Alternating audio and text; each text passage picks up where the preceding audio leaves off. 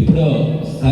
యజ్ఞ కార్యక్రమం ముగిసింది. ఇప్పుడు సంధ్యోపాసనం జరుగుతుంది. అందరూ కూడా మౌనంగా కళ్ళు మూసుకొని కూర్చోండి, మాట్లాడకండి, దిక్కులు చూడకండి.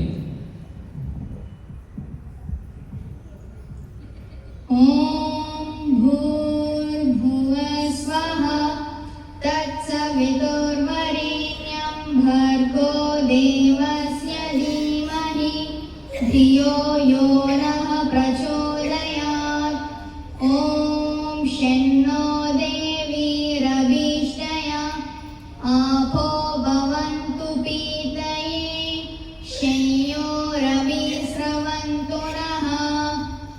ॐ वाक् वाक्, ॐ प्राणः प्राणः, ॐ चक्षुः चक्षुः, ॐ श्रोत्रं श्रोत्रम्, ॐ नाभिः, ॐ हृदयम्, ॐ कण्ठः, ॐ शिरः, ॐ बाहुभ्यां यशोबलम्, ॐ करतलकरवृष्टे, ॐ भूः पुनातु शिरसि, ॐ भुवः पुनातु नेत्रयोः, ॐ स्वः पुनातु कण्ठे, ॐ महः पुनातु हृदये, ॐ जनः पुनातु नाभ्याम्, ॐ तपः पुनातु पादयोः, ॐ सत्यं पुनातु पुनः शिरसि, ॐ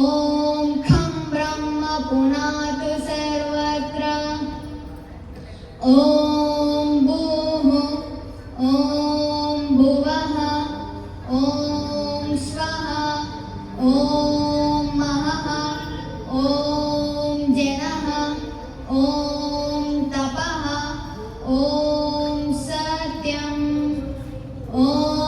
ऋतं च सत्यं च विद्धातपसोऽध्यजायत, ततो रात्र्यजायत, ततः समुद्रो अर्णवः, ॐ समुद्रादर्णवादधि संवत्सरो अजायत,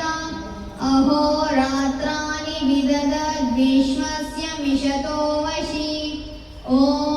सूर्याचन्द्रमसौ दाता यथा पूर्वः कल्पयत्, दिवं च पृथिवीं चान्तरिक्षमतो स्वः, ॐ शन्नो देवीरभीष्टया आपो भवन्तु पीतये शय्योरभिस्रवन्तु नः। ॐ प्राचीदिगग्निरधिपतिरसितो रक्षितादित्या इषवः, तेभ्यो नमोऽधिपतिभ्यो नमो रक्षितृभ्यो नमैषुभ्यो नमयेभ्यो अस्तु। योऽस्मान् वेष्टियं वयं विश्वस्तम्भोजम्भे दद्मः, ॐ दक्षिणादिगिन्द्रोऽधिपतिस्थिरश्चिराजी रक्षिता पितर इषवः, तेभ्यो नमोऽधिपतिभ्यो नमो रक्षितृभ्यो नमैषुभ्यो नमयेभ्यो अस्तु। योऽस्मान् वेष्टियं वयं विश्वस्तम्भोजम्भे दद्मः, ॐ प्रतीचीदिग्वरुणोऽधिपति पृदाकु रक्षितानमिषवः, तेभ्यो नमोऽधिपतिभ्यो नमो रक्षितृभ्यो नमैषुभ्यो नमयेभ्यो अस्तु। योऽस्मान् वेष्टियं वयं विश्वस्तम्भोजम्भे दद्मः, ॐ उदीचीदिक्सोमोऽधिपति स्वजो रक्षिता शनिरिषवः, तेभ्यो नमोऽधिपतिभ्यो नमो रक्षितृभ्यो नमैषुभ्यो नमयेभ्यो अस्तु। योऽस्मान् वेष्टियं वयं विश्वस्तम्भोजम्भे दद्मः, ॐ ध्रुवादिग्विष्णुरधिपतिः कल्माषग्रीवो रक्षिता वीरुदैषवः तेभ्यो नमोऽधिपतिभ्यो नमो रक्षितृभ्यो नमैषुभ्यो नमयेभ्योऽस्तु योऽस्मान् वेष्टियं वयं विश्वस्तम्भो जम्भे दद्मः ॐ ऊर्ध्वादिबृहस्पतिरधिपतिः स्वित्रो रक्षिता वरुषमिषवः तेभ्यो नमोऽधिपतिभ्यो नमो रक्षितृभ्यो नमैषुभ्यो नमयेभ्योऽस्तु योऽस्मान् वेष्टियं वयं विश्वस्तम्भो जम्भे दद्मः ॐ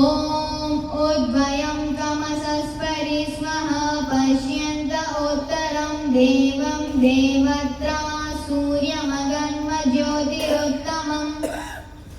ॐ उदुत्यं जातवेदसं देवं वहन्ति केतवः दृशे विश्वाय सूर्यम् ॐ चित्रं देवानामुदगादनीकं चक्षुर्मित्रस्य वरुणस्याग्नेः आप्राज्ञा वा पृथिवी अन्तरिक्षं सूर्य आत्मा जगतस्तस्तुजश्च स्वाहा ॐ तच्चक्षुर्देवहितं पुरस्तात् शुक्रमुच्चरत् पश्येम शरदाशतं जीवेम शरदाशतं शृणुयाम शरदाशतं प्रब्रवाम शरदाशतम् अदीनाहस्याम शरदाशतं भूयश्च शरदाशतात् ॐ भूर्भुवस्वः तत्सवितुर्वरेण्यं भर्गो देवस्य धीमहि धियो यो नः प्रचोदयात् ॐ भूर्भुवस्वः तत्सवितुर्वरेण्यं भर्गो देवस्य धीमहि धियो यो नः प्रचोदयात् ॐ भूर्भुवस्वः तत्सवितुर्वरेण्यं भर्गो देवस्य धीमहि धियो यो नः प्रचोदयात् हे रक्षका सच्चिदानंद अनंत स्वरूपा नित्य शुद्ध बुद्ध मुक्त स्वभाव अजा निरंजन निराकार सर्वव्यापक सर्वांतर्यामी जगदुत्पादक देव